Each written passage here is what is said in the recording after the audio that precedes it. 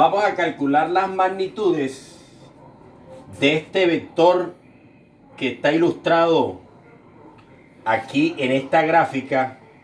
Un vector que tiene 100 unidades de magnitud y tiene una dirección de 50 grados. Este es un vector que se encuentra en el primer cuadrante del plano cartesiano. Entonces, cuando hablamos de componente, hablamos de una primera componente en el eje X, que lo voy a llamar componente X, y una segunda componente en el eje Y, que lo voy a llamar componente en Y. Matemáticamente, la componente en X se halla de la siguiente forma, aplicando la siguiente ecuación: X igual, en este caso, la magnitud del vector, que es 100 unidades, multiplicada por el coseno del ángulo, en este caso, coseno de 50 grados.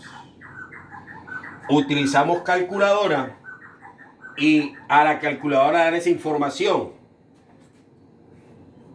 En este caso, van a multiplicar 100 por coseno de 50 grados. En este caso, el resultado va a ser 96.4 unidades. De esa forma hallamos la componente en X. Ahora vamos a hallar la componente en Y. Para hallar la componente en Y se puede hacer de dos formas. La primera, aplicando el mismo concepto de las funciones trigonométricas, ya no con la función coseno, sino con la función seno.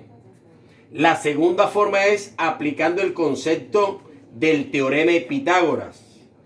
Recordemos Pitágoras. Pitágoras nos dice que la hipotenusa al cuadrado es igual a la suma de los cuadrados de los catetos.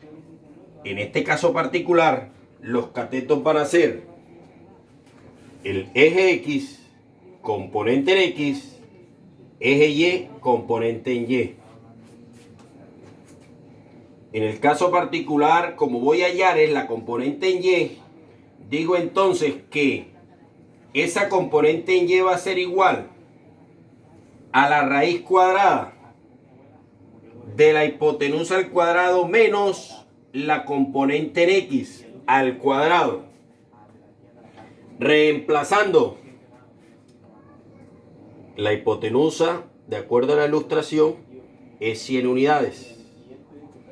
Y este cateto en X o componente en X, de acuerdo a la información, es 96.4 unidades. Reemplazamos directamente. Decimos entonces que Y va a ser igual raíz cuadrada a 100 unidades al cuadrado menos 96,4 unidades al cuadrado. Dentro del radical hay dos potencias. Se resuelven esas potencias. 100 por 100, 10.000 unidades cuadradas menos 96.4 por 96.4, eso nos da 9.292. 9.292,96 unidades cuadradas. Dentro del radical hay una diferencia, una resta. Realizamos esa resta. En este caso, a 10.000 unidades cuadradas le vamos a restar 9.292,96 unidades cuadradas, que eso nos da 707,04. Entonces decimos, la componente en Y es igual a la raíz cuadrada de 707,04 unidades cuadradas.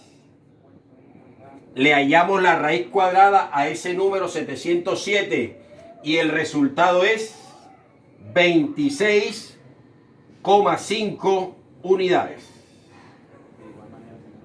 De esa forma queda resuelto el ejercicio.